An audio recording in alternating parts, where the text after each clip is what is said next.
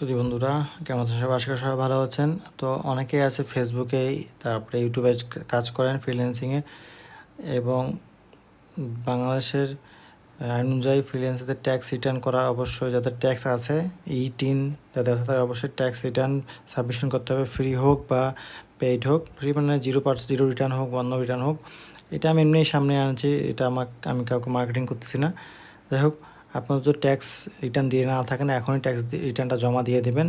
ইউটিউবে ভুরি ভুরি ভুরি ভুরি ভিডিও আছে, আপনারা একটা সার্চ করে দেখতে পারেন। দেখে তারপরে আপনারা ই-10 রিটার্ন, জিরো রিটার্ন করতে পারবেন। 3.5 লাখ টাকা যদি হয় আপনার ইনকাম ইয়ারলি, সেক্ষেত্রে জিরো রিটার্ন করতে হবে। মেয়েদের ক্ষেত্রে 4 লাখ, আর ছেলেদের ক্ষেত্রে 3.5 লাখ। তো আর ফ্রিল্যান্সারদের জন্য ফ্রি আছে 2025-26 সাল পর্যন্ত।